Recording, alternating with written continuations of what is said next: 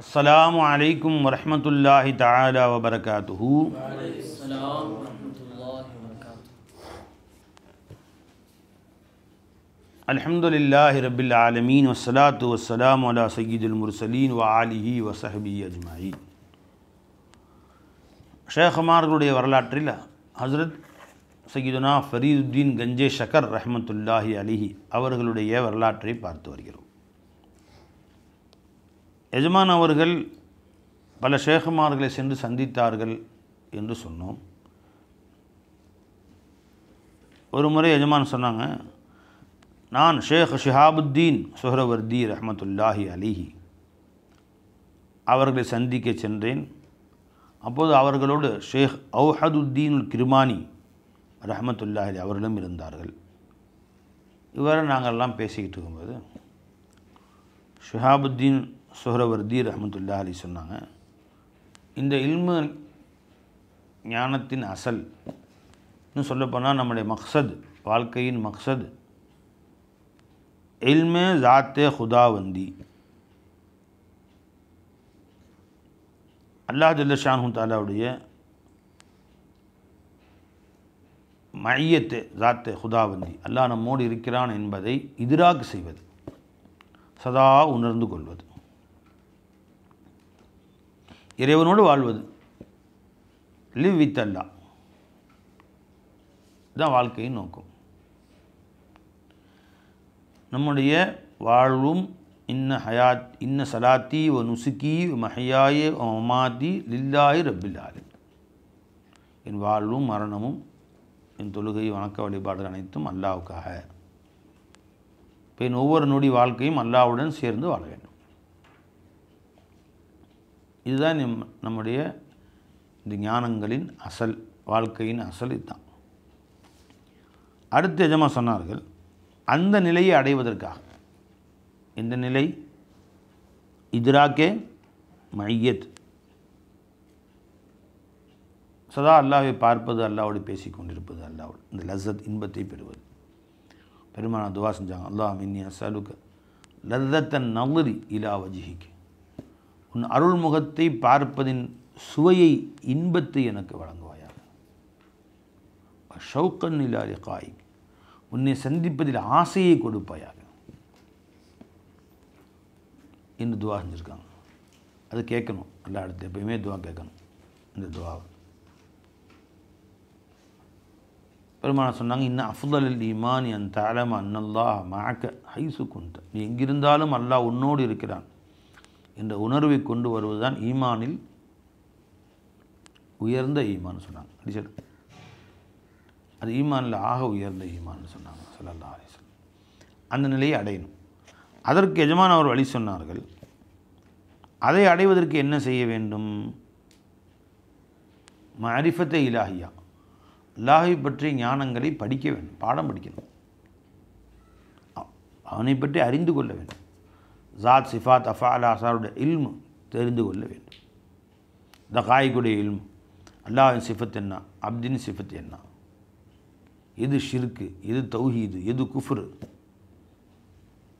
जी 4 शिरका, कुफ्र 2 और तौहीद 4, 4 शिरक, 2 कुफ्र, 4 तौहीद।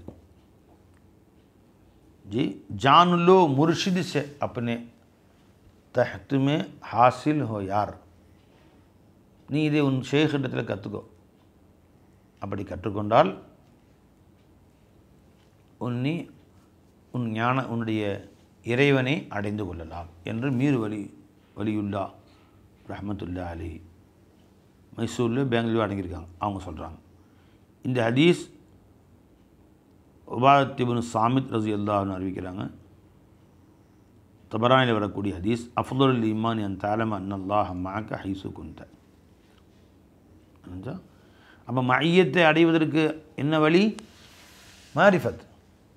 இத்ராக்கே மையத்தை அடைவதற்கு என்ன வழிங்க? மாரிஃபத்.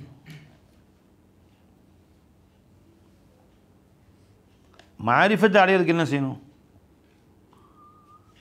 மாரிஃபத்தை அடைவதற்கு முஹப்பத், பிரியப்படணும். பிரியப்பட்டதுன்னா அதை பற்றி அறிஞ்சுக்கணும்னு ஆசைப்படுவான். அனுல்சிமுக்குமுஹா வ அன்தும் லஹா காரிஹுன், நீ வெறுத்து கொண்டே இருக்க அல்லாஹ் திணித்து கொண்டே இருப்பானா அப்படின்னு கேட்குறான்.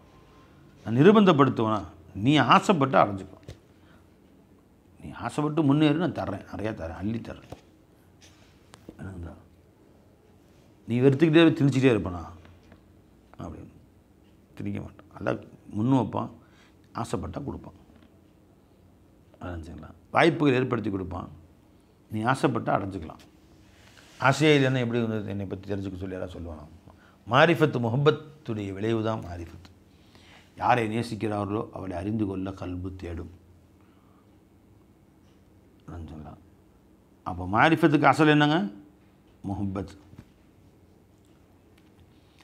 முஹப்பத் எப்போ வரும்? பிரியம் எப்போ வரும்? அடிக்கடி சந்தித்தால், முஷாஹதா, பார்த்தால் முஹப்பத் வரும். இப்போ முஷாஹதா செய்யணும். முஷாஹதா எப்போ வரும்? முராகபா, கல்பில் கண்ணை மூடி சந்திக்கணும்.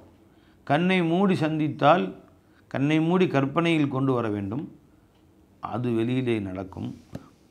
அப்புறம் அது முஹப்பத்தாகும், முஹப்பத் மாரிஃபத்தாகும், மாரிஃபத் மையத்தில் கொண்டு போய் விடுறோம். இது அழகாக சொன்னாங்க பார்த்தீங்களா? இது விளக்கம் ஏற்கனவே ஒரு பயானில் சொல்லியிருக்கேன் உங்களுக்கு. அப்போது முராகபா முஷாஹதாவில் சேர்க்கும், முஷாஹதா முஹப்பத்தில் சேர்க்கும், முஹப்பத் மாரிஃபத்தில் சேர்க்கும், மாரிஃபத் இத்ராக்கே மையத்தில் கொண்டு போய் சேர்க்கும் என்று எஜமான் அவர்கள் சொன்னதாக ஃபரீத் பின் கஞ்சி ஷக்கர் ரஹ்மத்துல்லாஹி அலைஹி சொல்லியிருக்காங்க. இவ்வாறு இன்னும் நிறைய ஷேഖமார்களை அவங்க சந்தித்த நிகழ்ச்சிகளை எல்லாம் எஜமான் அவர்கள் பல நேரங்களில் பயான் செஞ்சுருக்கிறாங்க. அது நீண்ட நிகழ்ச்சிகள் இருக்குது. இன்ஷா அல்லாஹ் அதை ஒன்றா பின்னாடி பார்ப்போம். வேறு சில நிகழ்ச்சிகளையும் ஞாபகப்படுத்திக்கலாம். எஜமான் அவர்கள் ஒரு முறை 3 நாள் நோன்பு வச்சாங்க. அவங்க எப்பயும் 3 நாள் நோன்புலாம் வைப்பாங்க. என் உடலில் தாங்கும் சக்தி இருக்குது, வைக்கிறேன்னு சொல்கிறாங்க. அது விளக்கம் அன்றைக்கே சொன்னோம். பெருமான சொல்லாசம் வேணான்னு சொன்னாங்களேன்னா, அந்தந்த பணி உள்ளவர்களுக்கு ஜி ஒவ்வொருத்தரும் நிலைமை வேறு வேறு மாதிரி, அவர்களுக்கு வேணான்னு சொன்னாங்க. மற்றபடி முத்தலக்கன் தடை இல்லை, சக்தி உள்ளவங்க வச்சுக்கலாம். ஜி சஹாபாக்களுடைய பணி அதிகமான பணி இருந்தது. நோன்பு வச்சு படுத்த படுக்கை ஆயிடுவாங்க, நடக்க முடியாமல் போயிடும், மயக்கம் போட்டு கீழே விழுந்துருவாங்க. ரிவாயத்து அப்படி தான் வருது. ஒரு சாய் மயக்கம் போட்டு கீழே விழுந்துட்டாங்க. என்னென்னு கேட்டாங்க, நோன்பு வச்சுல தொடர்ந்து முத்தவாசிலாம் நோன்பு, உடனே நோன்பு திறக்க சொன்னாங்க ஸல்லல்லாஹு அலைஹி வஸல்லம். அந்த மாதிரி தாக்கத்துள்ளவருக்கு அவருக்கு ஏற்ற மாதிரி வச்சுக்கலாம், அவருக்கு ஏற்ற மாதிரி. அரைஞ்சா சரி. ஒரு நாள் நோன்பு வச்சுருந்தாங்க. இப்போ நோன்பு திறக்கிற நேரத்தில் ஒருத்தர் சில ரொட்டிகளை கொண்டு வந்து கொடுத்தாரு. இனிமேல் சந்தோஷமாக வாங்கி அதை வாயில் சாப்பிட்டாங்க. சாப்பிட்றவங்க ஒரு பறவை அங்கேருந்து ஏதோ நாத்தம் பிடிச்சி போன, நாரி போன, தெருவில் கிடக்கிற செத்து கிடக்கிற நாய் பூனை இருக்கும்ல, அதை வைத்து குடலை கொண்டு வருது. ஆட்டு பொத்துன்னு கீழே போட்டுருச்சு. அவங்க முன்னாடி போட்டு திரும்ப வந்து கொத்திங்க. நாத்தம் குடலை பிடுங்குது. அது பிடுங்கின குடல் தான், அது வேறு செத்து போன நாயிலிருந்து பிடுங்கி வந்த குடல். அது அழுகி போய் புழுகு நண்டுது.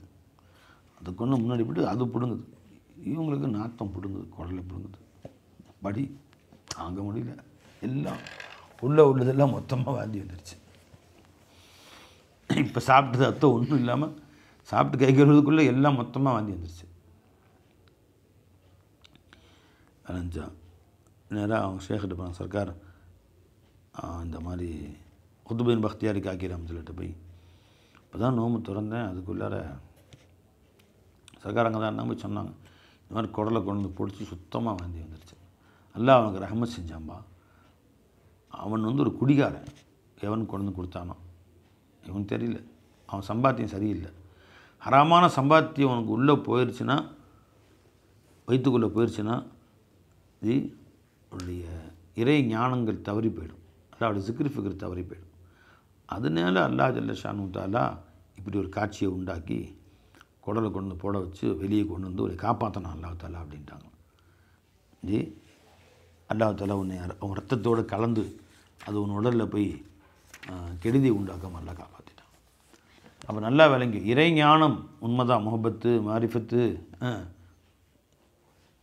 முராகபா, முஷாஹதா, அதுக்கெல்லாம் முந்தைய என்ன அக்கலே ஹலால். ஹலாலை சாப்பிடணும். ஹராமானது சாப்பிட்டா அந்த உடம்புல போய் ரத்தத்தில் கலந்துருச்சுன்னு வச்சுங்களேன், அது வந்து தேராது. அந்த உடல் வந்து மாரிஃபத்துக்கு வளைஞ்சு கொடுக்காது, இறை ஞானத்துக்கு அந்த உடல் வளைந்து கொடுக்காது. புரிஞ்சுங்களா? ஹராம் உள்ள போயிடுச்சுன்னா அல்லா தான் பாதுகாக்கணும். சமயமாகவே அல்லா பாதுகாக்கணும். எந்த உடல் ஹராமை கொண்டு வளர்ந்ததோ அந்த உடல் நரக சுருக்கத்தில் நுழையாதுன்ட்டாங்க. சொல்ல நேதுகுல் ஜன்னத்தா ஜசதுன் ஹுதிய பில் ஹராமி. இன்னொரு ஹதீஸ் ரிவாயத்தில் வருது, ஒரு மனுஷன் ஹராமை சாப்பிட்றான், ஜி ஹராமையே புழங்குறான், அவன் அல்லாட்ட யா அல்லா எனக்கு அதை கொடு இது கொடு அல்லாட்ட துவா செய்கிறான். எப்படி அவன் துவா அல்லா ஏற்றுக்குவான்? திங்கிறதும் ஹராமு, எப்படி அவனுடைய துவா அல்லா ஏற்றுக்கொள்வான் என்று பெருமானா சொல்கிறாங்க ஒரு ஹதீஸில். ஜி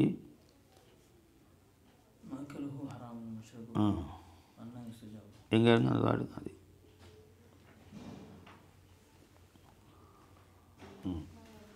பெருமானா சொன்னாங்க லா யதுகுல் ஜன்னத்த ஜஸதுன் உதிய பில் ஹராம். இது அர்த்தம். மக்களு ஹராம் உக்குலு ஹராமுன்.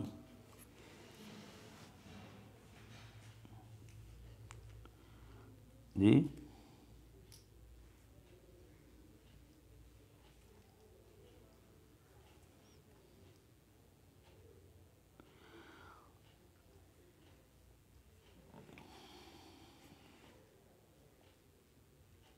जी हदीस है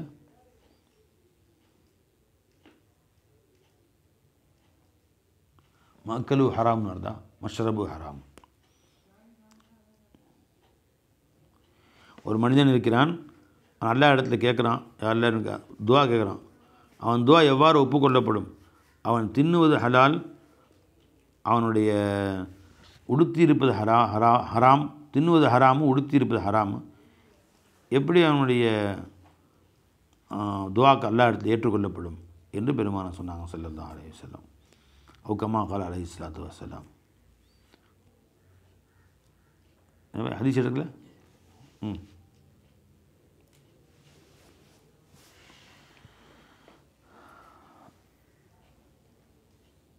சும்மா தக்கர் அஹ்ரஜோ முஸ்லிம் ஷரீஃபுடைய ஹதீஸ் அபூ ஹுரைரா ரிவாயத் செய்கிறாங்க. சும்மா தக்கர் ரஜுல் அபி யத்தீலு சஃபர் அஷ்அஸ அக்பர பிமா யதைஹி இலஸ்ஸமா. யா ரப்பி யா ரப்பி, என் ரப்பே என் ரப்பே என்று அல்லாஹ்விடம் கதறுகிறான். வ மத்அமுஹு ஹராமுன் மஷ்ரபு ஹராம், அவன் உணவு ஹராமும் அவன் குடிபானம் ஹராம். உதிய பில் ஹராம், ஹராமிலே வளர்ந்த உடல். ஃப அன்னா யுஸ்தஜாபு லிதாலிக், எப்படி அவனுக்கு பதிலளிக்க அல்லாஹ் பதில் சொல்லுவான்? அவனுக்கு எப்படி அவன் துவாக்கள் ஒப்புக்கொள்ளப்படும்? ஒரு பாவதும் அவனுடைய துவாவால் ஒப்புக்கொள்ளப்படாது. வேலஞ்சவை முஸ்லீம் ஷரீஃபுடைய ஹதீஸ். அப்போது திங்கிறது ஹராமாக போன பின்னாடி இறை ஞானம் கல்பில் ஊற்றெடுக்காது. கல்பில் இறை ஞானம் ஹலாலை கொண்டு தான் வரும். எது உள்ளே போதோ அது ஹராமாக இருந்துச்சுன்னா அது ஹராமான சிந்தனை தான் தூண்டும். எல்லாம் பாதுகாக்கணும். கொஞ்சமாக சாப்பிட்டாலும் ஹலாலாக சாப்பிடு. அடுத்தவன் சொத்துக்கு ஆசைப்படாத, பொது சொத்துக்கு ஆசைப்படாத, வசூல் பண்ணி திங்கணும்னு ஆசைப்படாத. அதனால் எந்த பறக்கத்தும் இல்லை வாழ்க்கையில். இதை ஞானங்களும் கல்வியில் வந்து குடிக்கொள்ளாது. ஒன்றது ஞானங்கள் பொங்காது. நல்லதான் பாதுகாக்கணும். புரிஞ்சுங்களா? லஞ்சம் வாங்கி சாப்பிட்றது, பிறகு ஏமாற்றி சாப்பிட்றது, இது எதுவுமே வேணாம். எல்லா நம்ம அனைவரையும் பாதுகாப்பாங்க. லஞ்சம் இல்லைங்களா ஜி? அதனால் முன் சென்ற பெரியோர்கள் வந்து ரொம்ப பேணுதலாக இருப்பாங்க. ஹலாலாக சாப்பிட்றது. தாவூத் தாயி ரஹ்மத்துல்லாஹின்னு பெரியவங்க இருந்தாங்க. அவங்க எங்கே பார்த்தாலும் ஹராம் பெருகிருக்குன்ட்டு அவங்க வாப்பாட்டுன்னு கிடைச்ச சொத்து, ஹலாலான சொத்து கொஞ்சம் இருந்துச்சு. அதை எடுத்து வச்சுக்கிட்டாங்க. ஒரு 25 தங்க காசு. அதை செலவு பண்ணுறது, அதை எடுத்தால் அது 100 நாளைக்கு ஒரு தங்க காசு வருது. இப்போ 10 தங்க காசுனா 1000 நாளைக்கு இப்படி கணக்கு வச்சுக்கிட்டாங்க. அதை சாப்பிட்டே இருக்காங்க. ஹாரூன் ரஷீத் மன்னர் வந்து அவங்கள்ட்ட கதம்போ செஞ்சு காலை முத்தமிட்டு அறிவுரை சொல்லுங்கிறாங்க. அறிவுரை சொல்கிறாங்க. அவர் திரும்பி அழுகுறாரு, உங்களுக்கு இது தட்டமா அது தட்டமா, ஜி அந்த மாளிகை தரேன் இந்த மாளிகை தரேன், அந்த ஊரை தரேன், இந்த ஊரை தரேன், இவ்வளோ காசு தரேன், எதுவும் வேணான்ட்டாங்க. கடைசி எஜமான் சொன்னாங்க, ஒரு பைசா கூட வாங்கலை அவர்கிட்ட. மன்னர் வந்து அவங்கள்ட்ட கேட்குறாங்க. எஜமான் சொன்னாங்க, என் வாப்பாவுடைய காசு எனக்கு கொடுத்துருக்குறான், அதை செலவு பண்ணிட்டுருக்குறேன், அல்லாட்ட துவா செஞ்சுட்ருக்கேன், அல்லா இந்த காசு இருக்கிற வரைக்கும் நீ வச்சிரு, தீண்டா என்னை மூத்தாக்கிடு அப்படின்னு நான் சொல்லிட்டேன் அல்லாட்ட அப்படின்னு துவா செஞ்சுட்டேன். அப்போ கூட வந்த அபு யூசுப் ரஹ்மத்துல்லாஹி அலைஹின்னு நினைக்கிறேன், அவங்கள ஒரு பெரிய மகானும் இன்னொருத்தவங்க எவ்வளோ காசு வச்சுருக்காங்கன்னு அவங்கள்ட்ட கூட அந்த ஒருத்தர் கேட்குறாங்க, வீட்டுக்காரங்கிட்ட. அந்த காசு 11 காசு இருக்குது. அப்போ கணக்கு போடுறாங்க, 11னா இவ்வளோ, ஒரு காசு இத்தனை நாளைக்கு வருது, ஒரு காசு ஒரு நாளைக்கு ரொட்டி வாங்க எல்லாமே இவ்வளோ காசு அப்படின்னா இத்தனை நாள் தான் அப்படின்னு முடிவு பண்ணிட்டாங்க. கரெக்டாக ஒரு நாள் வந்துச்சு. அந்த நாள் வந்து சொன்னால் இந்த காசு முடிஞ்சு போச்சு. அவங்க சொன்ன கணக்குப்படி அல்லாட்ட துவா செஞ்சது, அல்லாட்ட ஒப்புக்கொள்ளப்பட்டிருந்தால் இன்றைக்கி அவங்க மூத்தா போயிடணும், போய் பாருங்களேன் அப்படின்னு சொல்லி அமுச்சு விட்டாங்க. கரெக்டாக காலையில் மூத்தா போயிட்டாங்க. நேற்று வரைக்கும் காசு இருந்துச்சு, இன்றைக்கி காசு இல்லை, காலையில் எல்லாம் மூத்தாக்கிட்டேன். ஹராமு வேணாம் ரப்பே, நீங்கள் அப்பா கொடுத்த காசுலேயே நான் மூத்தாக்கிறேன் அப்படின்னு அதாவது தாயீர் ரஹ்மத்துல்லாஹி அலைஹி சரித்திரத்தில் எழுதுகிறாங்க. அந்த அளவுக்கு அவர்கள் பேணுதல் இருந்திருக்காங்க. புரிஞ்சுங்களா? காசு திங்கிறதில்ல, கண்டதும் கிடைச்சதெல்லாம் வாயில் போடுறது, கிடைச்சதெல்லாம் திங்கிறதெல்லாம் மனுஷ வாழ்க்கை. ஹலாலான முறையில் வந்ததா அதுதான். ஹராமானது உள்ளே போச்சுன்னா, சந்தேகமானது உள்ளே போச்சுன்னா வாந்தி எடுத்துருவாங்க. அபூபக்கர் ரலியல்லாஹு புரிஞ்சுங்களா? 2 விரலில் உள்ளே விட்டு வாந்தி எடுத்துருவாங்க, ஏதாவது சந்தேகமாக உள்ளே போயிடுச்சுன்னு சொன்னால். அப்படிலாம் வந்துருக்குது.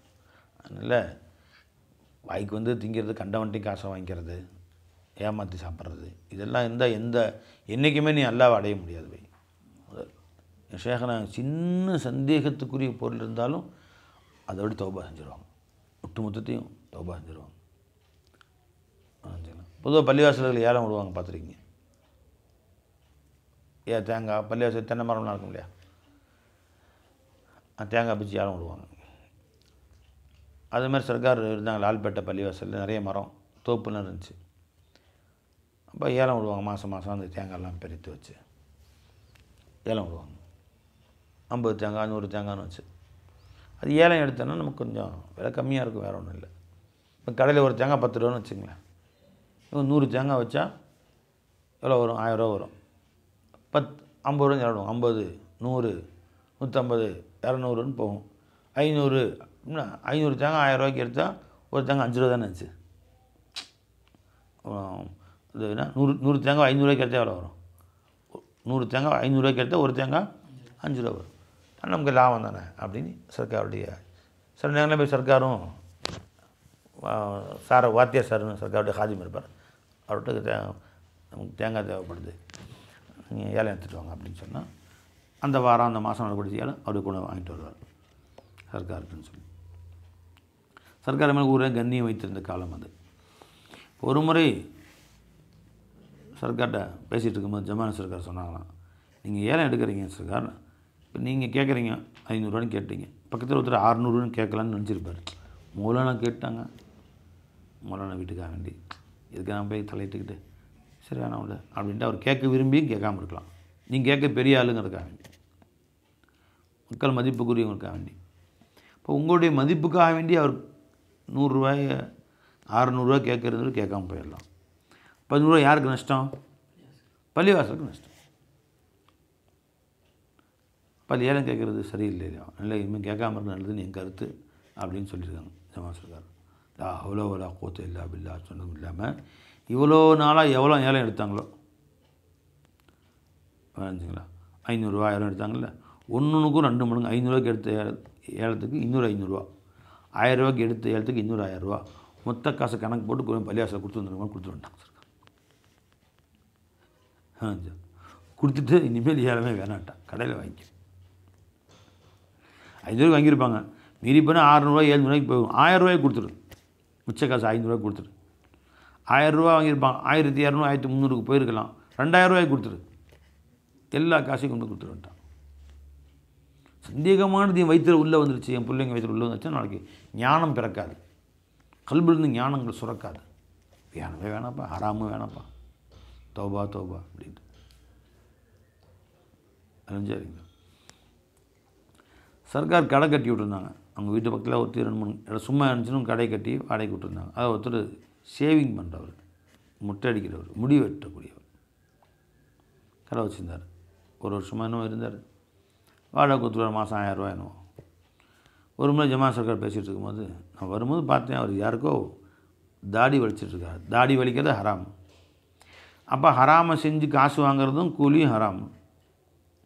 அந்த ஹராமில் வாடகை கொடுக்க எப்படி சர்க்கார் அப்படின்னு, லா ஹவ்ல வலா குவத்த இல்லா பில்லா. அப்படியா, வேணவே வேணாப்பா அப்படி அவரை கூப்பிட்டு அட்வான்ஸை கொடுத்துட்டு, ஜி 10 மாதமாக அவர் என்ன வாடகை கொடுத்தாரோ, மாதம் 1000 ரூபா, 10 மாதத்துக்கு 10,000 ரூபா, அதை மொத்தமாக கையில் கொடுத்து நீ இங்கே ஒரு வருஷம் வந்து ஃப்ரீயாக வச்சுக்கோ, இந்த காசெல்லாம் நீயே வச்சுக்கோ, இன்றைக்கி காலி பண்ணிடு, எங்கேயோ போய் கடை வச்சுக்க எடுத்து கையில் கொடுத்தா அவருக்கு சந்தோஷம். எடுத்து வாங்கி போய்ட்டு அதை வீட்டை காலி பண்ணிட்டு, வேணவே வேணாப்பா கடையே வேணாப்பா,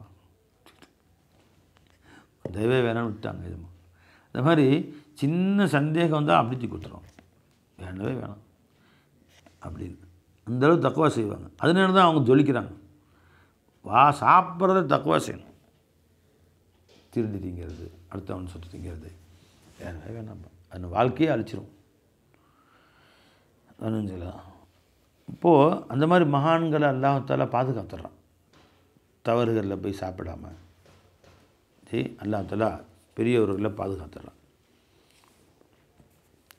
எதுவும் அதிகமாக நோன்பு வைப்பாங்க. எந்த அளவுக்குன்னு கேட்டால், நோன்பு என்பது தன் நஃப்ஸை கட்டுப்படுத்துறது கூடிய, நஃப்ஸை கட்டுப்படுத்தக்கூடியது. நோன்பின் காரணமாக அல்லாஹுடைய யகீன் உண்டாகும், அல்லாஹுடைய இதிராக்கிய மையத்து உண்டாகுமா. ஏன்னா 24 மணி நேரத்தில் ஏறத்தாழ 12 மணி நேரம் சாப்பிடாமல் இருக்கிறோம். நாம் சாப்பிடாமல் இருக்கிறது எனக்கும் அல்லாஹ்வுக்கும் தெரியும். இப்போ நான் நோன்பு வச்சுருக்கேன்னா இல்லையா அவனுக்கு தெரியுமா? தெரியாது. அப்போ நோன்பு வச்சுருக்கலாம், நான் சொன்னாலும் தெரியும். அப்போ நான் நோன்பு வச்சுருக்கிறது யாருக்கும் தெரியாமல் மறைச்சிக்கலாம், யாருக்கும் தெரியாமல் நோன்பு வச்சுட்டு போயிட்டே இருக்கலாம். எனக்கும் அல்லாஹ்வுக்கும் மாத்திரம் உள்ள ரகசியம். இப்போ அல்லாஹ் என் கூட இருக்கிறாங்கிற உணர்வை நோன்பு அதிகப்படுத்துது பொதுவாக. அதனால நோன்பு அதிகமாக வைங்க என்று நிஜமாக அவர் சொல்லுவாங்க.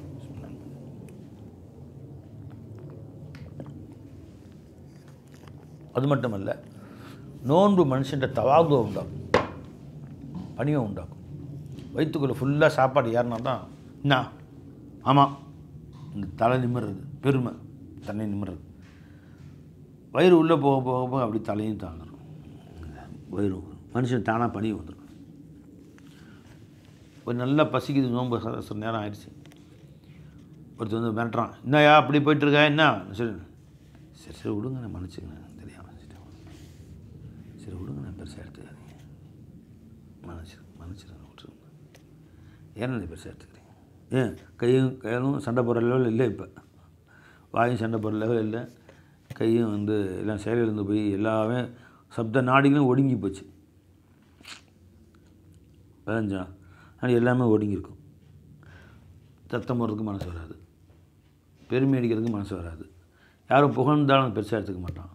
வயிறு ஃபுல்லாக பசியாக இருக்கும்போது யாரும் என்ன கொண்டுட்டீங்க, என்ன அட்டகாசமான பயான் தெரியுமா, என்ன அட்டகாசமான கட்டுரை, என்ன அற்புதமாக பாட்டு படிச்சிக்கிறீங்க, அப்படியா, சரி சரி நல்ல அப்படிங்கிற சாதாரணமாக எடுத்துக்க வராது, பெருமையும் வராது, எடுத்துக்க வராது. எது வயிற்று பசியில் தன்னடக்கத்தை உண்டு பண்ணிடும் தவாது. அது ஈமானோட பகுதி. கிபுரு ஈமானுக்கு மாற்றமானது. தவாது உண்டாக்கிடும். கண்ணுடைய பவர், எல்லா பவரும் குறைஞ்சி போய் மனுஷன் நரம்புகள்லாம் கொஞ்சம் தளர்ந்து போயிடுது இல்லை, அது நரம்பு காஞ்சி போய் தளர்ந்து போயிடுது இல்லையா, அதனால பணிவு உண்டாயிடும். அந்நிய பெண், அழகான பெண் வெளியே போகிறான், பக்கத்தில் ஃப்ரெண்டு, டே மச்சான் சூப்பர் ஃபிகர்டா அப்படின்னு சொல்லுவான். அவனு போடா நோம்பு வச்சுருக்கேன், விடாடி நான் பார்க்கக்கூடாது, தேவையில்லை விட, எப்படி மனசு தானாக தளர்ந்து போயிடுது. வயிறு கபகபன்னு பசிச்சுன்னா என்ன ஆகும், எல்லாம் நல்லா வயிறு முட்டை மத்தியானம் திண்டுவிட்டான், பிரியாணி ஒரு புட்டிச்சு, இன்றைக்கி ஒரு புடி அப்படின்னு ஒரு புடி பிடிச்சி, தயிர் சட்னி, அதுக்கு மேலே வேறு பீர்னி, நான் முடிச்சு வெத்தலை பாக்கு, ஐஸ்கிரீம் வேறு திண்டு வெத்தலை பாக்கையும் போட்டு வெளியே வரான். அதுலா இப்போ டே மச்சான் சூப்பர் அப்படின்ட்டு ஏன்னா நல்லா பிடிச்ச புட்டி இருக்குல்ல அது அப்படின்னு எவனா திட்டினான், டேய் என்ன நினச்சேன் என்னை பற்றி எகிருது, பெருமை வருது மனசில். எவனாலும் குத்தணும் அடி வருது, எவன் முடிஞ்சாவது இவங்க ஒரு குத்து விட்றது, தேவையில்லாமல் குத்தி நான் ஓடி போயிடுறாங்க. அதுதான் இதெல்லாம் வந்து நிறைய சாப்பிட்றதுடைய அடையாளம். சாப்பாடு என்ன செஞ்சிருது, எவனா குத்தணும் அடிக்கணும், அது வந்து மனசுக்குள்ளே நரம்பெல்லாம் தூண்டி விட்டுறது. இப்போ பெரிய தப்பு அது. அறிஞ்சவை தவறுகளை தூண்டுது, அதிகமாக சாப்பிட்றது வியாதிகளை தூண்டுது, இதெல்லாம். அதனால் சாப்பாட்டை குறைச்சிக்கணும், நோன்பு வைக்கணும் அடிக்கடி. அதனால எஜமா என்ன செய்வாங்கன்னா, ஃபரீது கந்தஷ்கர் ரஹ்மத்துல்லாஹி வாழ்நாளெல்லாம் ஒரு நாள் விட்டு ஒரு நாள் நோன்பு வைப்பாங்க. இதுக்கு பேர் என்ன, சௌமி தாவூத் அலைஹிஸ்ஸலாம் அவர்கள் வைத்த நோன்பு. ஒரு நாள் வயிறு நல்லா சாப்பிட்டுக்கு ஒரு நாள் நோன்பு வச்சுக்கிறாரு. ஏன்னா இதுக்கு மனசு ரொம்ப கட்டுப்படணும், மனசு ரொம்ப அடக்கிறது. நோன்பு வச்சுக்கிட்டே போய்ட்டு அதே பழகிடுமா, அது பெருசாக தெரியாது. இப்போ நேற்று சாப்பிட்றதே இல்லை, பழகி போச்சு நமக்கு. சாப்பாடு ஒன்று முன்னாடி வந்தாலும் அப்பா டீ குடிச்சா போதும் அப்படின்னு பழகிடுச்சு, பழகி போச்சு. அது மாதிரி நோன்பு வச்சே பழகிட்டா அது பழக்கமாயிடும். ஒரு நாள் நோன்புக்கு அடுத்த நாள் சாப்பிட்றது, அடுத்த நாள் நோன்புக்கு நான் சாப்பிட்றதுனா மனசை ரொம்ப போட்டு கட்டுப்படுத்தும். பசிக்காது. நோன்பு வச்சே பழகிட்டா 10 நாள் 50 நாள் நோன்பு வச்சுட்டோம்னா நைட்டு ஆனால் தான் அது எப்போ மகரிபானாலும் பசிக்கும், அது வரைக்கும் பசிக்காது. நேற்று மதியானம் சாப்பிட்டது இன்றைக்கி மதியானம் சாப்பாடு இல்லை, நாளைக்கு மதியானம் சாப்பிட்டு அடுத்த நாள் மதியானம் சாப்பாடு இல்லைன்னா வயிறு போராட்டம் பண்ணும், அந்த போடும். நான் எல்லோரும் மனுஷனாடா இந்த பாடுபடுத்துகிற ஜி அப்படின்னு சொல்லி வயிறு திட்டுன்னு திட்டம். இது ஒரு வயசே கிடையாது அவனுக்கெல்லாம் அப்படின்னு. இப்போ தன் நஃப்ஸை அடக்கிறதுக்கு அது ஈஸியான வழி. ஒரு நாள் விட்டு ஒரு நாள் நோன்பு வைப்பாங்க. யார், இது அவங்களுக்கு பழக்கமாக இருந்துச்சு, சௌமி தாவூதி அப்படின்னு சொல்லி. அந்த காலத்து பெரியவங்க எப்படியாவது நஃப்ஸை கட்டுப்படுத்தணும், நஃப்ஸு அதை பாயக்கூடிய நஃப்ஸை அடக்கணும். இஷ்டத்துக்கு ஒன்று சொல்லுது, அது செய்யணுங்குது, அது செய்யலைன்னு சொன்னால் கோச்சிக்குது, செய்கிற வரைக்கும் விட மாட்டேங்குது நஃப்ஸு அப்படின்னு அதை போட்டு எடுத்து முயற்சி செஞ்சுருவாங்க. ஒரு நாள் நிஜமாக வந்து உட்காந்து பேசிகிட்டு இருக்கிறாங்க, ஒரு பெரியவங்க வந்தாங்க, மூல்தான்னு ஷேக் அலின்ற ஒரு பெரியவங்க வந்தாங்க. அவங்க உட்காந்து சாப்பிட்டு இருந்தாங்க. அப்போது அந்த ஷேக் நினச்சாங்களாம், இவங்க பெரிய மகான், உலகமே இவங்கள வந்து பையத்து வாங்கியிருக்கு, உலகத்தில் எல்லோரும் புகழ்கிறாங்க, அதிகம் நோன்பு வைக்க போகிறது உட்காந்து சாப்பிட்றாங்க நம்ம கூட உட்காந்து, டெய்லி இவங்க எப்போயும் வாழ்நாள்லாம் விடாமல் நோன்பு வச்சா என்ன அப்படின்னு மனசில் நினச்சிருக்காங்க. அல்லாஹ் கஷ்ஃபில் காட்டிட்டான். யாருக்கு, ஃபரீது நாயத்துக்கு காட்டிட்டான். பார்த்து சொல்கிறாங்க, ஹுசூர் தாங்க நினைக்கிறதும் கரெக்டு தான், இப்போ இன்ஷா அல்லாஹ் நான் இன்னையிலேருந்து விடாமல் நோன்பு வச்சுக்கிறேன் அப்படின்ட்டாங்க. அன்னையிலேருந்து எஜமான் வந்து வாழ்நாளெலாம் நோன்பு, அந்த அறாமக்கப்பட்ட 5 நாளை தவிர மற்ற நாளெல்லாம் நோன்பு வைக்க ஆரம்பிச்சிட்டாங்க. என்னை பற்றி இப்படி நினைக்கிறாங்க அப்படின்னு நான் வச்சிட வேண்டியதான் அப்படின்னு. பிறருக்காக வேண்டிய அல்ல. அபூ ஹனீஃபா சட்டத்தில் வருது, இரவில் பாதி நேரம் நின்று வணங்குவாங்களாம். ஒரு நாள் பெரியவங்களால் மக்களுக்கு மத்தியில் பேசிகிட்டு இருக்காங்க, உலக மக்களுக்கு மத்தியில். அப்போ யாரோ ஒருத்தவங்க சொன்னாங்களே, இவங்க யார் தெரியுமா, இம்மா அபூ ஹனீஃபா ரஹ்மத்துல்லாஹி இரவு முழுசும் வணங்குறார் அப்படின்னு சொல்லிட்டார். இப்போ அவர் சொல்ல பொய்யாகக்கூடாது, இப்படி நினைக்கும் போது நாம் பாதி நேரம் தொழுகிறோமே அப்படின்னு சொல்லிட்டு அன்னிலேருந்து இரவு முழுசும் வணங்க ஆரம்பிச்சிட்டாங்களாம். ஒருத்தர் நம்மளை பற்றி இப்படி நினைக்கிறாங்க, அந்த நினைப்புக்கு மாற்றமாக நம்ம இருக்கக்கூடாது. ஒருத்தர் நம்ம நினைக்கிறார், தம்பி டெய்லி 4 ஜுஸு குர்ஆன் ஓதுறாரு அப்படின்னு, நம்ம 3 ஜுஸும் ஓதுறோம், ஆஹா அவர் 4ன்னு சொல்லிட்டார், இன்னிலேருந்து அதிகப்படுத்திக்கணும், நம்ம அவர் சொல்ல பொய்யாக்கிடக்கூடாது அப்படி நினப்பு அவங்களுக்கு, பெரியவங்களுக்கு. நாம் என்ன செய்கிறோம், ஒரு ஜுஸு ஓதுறோம் 4 ஜுஸுன்னு காட்டணும், வேறு அது வேறு. அது தொழுகிறது தொழுது மாதிரி ஒரு படம் காட்டணும். இப்படி தக்குவா இல்லை, தக்குவா இருக்கிறோமோ தொழுகிறோம், அது நடிப்பு, அதெல்லாம் தேவையில்லை. பிற என்ன நினைக்கிறாங்களோ அதை விட ஒரு படி மேலே இருக்கணும். நீங்கள் அல்லாஹ் மஜ்அல் சரீரத்தி ஹைரம் மின் அலானியத்தி, என்னுடைய வெளி பார்வையை விட என் அந்தரங்கத்தை அழகாக்கிவை. அவங்க என்ன நினைக்கிறாங்களோ அதை விட உயர்ந்து இருக்கணும் ஒரு நிலை, அப்போ நீ மேலானவன்னு அர்த்தம். அதுக்கு சமமாக இருந்தால் நீ சரியானவன்னு அர்த்தம். உன்னை பற்றி மக்கள் என்ன பேசிக்கிறாங்களோ அதை விட உன் நிலை நல்லதாக இருந்துச்சுன்னா நீ யார், மேலானவன். அதோட மேலாக இருந்துச்சுன்னா அவன் வந்து தாஜிதான் தொழுவார் பாய்வருன்னா தாஜி தொழுவீங்க, அவர் லுஹா தொழுவான்னு சொல்கிறாங்க, லுஹா தொழுவீங்க, சமமானவன், சராசரி மனிதன் நீ ஆரம்பிச்சிங்களா. ஆனால் அவங்க நினைக்கிறத விட உன்ட்ட அமல் மட்டமாக தான் மட்டமானவன் அர்த்தம். அவங்க சொல்கிறாங்க எல்லோரும் ஒரு பெரிய தக்குவாதாரிங்க அப்படி அப்படின்னு. ரொம்ப பேர் அந்நிய பெண்ணை திரும்பி கூட பார்க்க மாட்டார். நீ எல்லா புத்தியும் அவன்கிட்ட இருக்குது. அவங்க பேசிக்கிறாங்க, இவர் வந்து எப்போவுமே முன் சொன்னது பெண் சுத்த விடாமல் தொழுகிறாரு அப்படின்னு. நீ விட்டு தொழுகிற, ரொம்ப நோம்பில் பார்ப்பீங்க, டெய்லி நோம்பு வச்சுற அப்படின்னு. இன்னும் வைக்கிறது இல்லை. அப்போ அவங்களுடைய சொல்லை விட உன் அமல் மட்டமாக இருக்கிறான், மட்டமான பையன் அர்த்தம். அப்போ இவர் என்னை பற்றி இப்படி சொல்லுகிறார், நினைக்கிறார், அப்படி இருக்கும்போது நான் அதில் மட்டமாக இருக்கக்கூடாது அப்படிங்கிறதுக்காண்டி அன்னையிலேருந்து வாழ்நாள் நோன்பு வைக்க ஆரம்பிச்சிட்டாங்க. யார்? பாபா ஃபரீதுகஞ்ச ஷக்கர் ரஹ்மத்துல்லாஹி அலைஹி. நாமளும் அந்த மாதிரி முக்கியத்துவம் கொடுக்கணும். பிறருடைய சொல்லுக்கு மரியாதை இருக்குது எல்லா இடத்துல. அதை விட மட்டமாக நீ ஆயிராத என்று எஜமான் அவர்கள் அந்த முறையை சொல்லி காட்டினார். ரஞ்சபை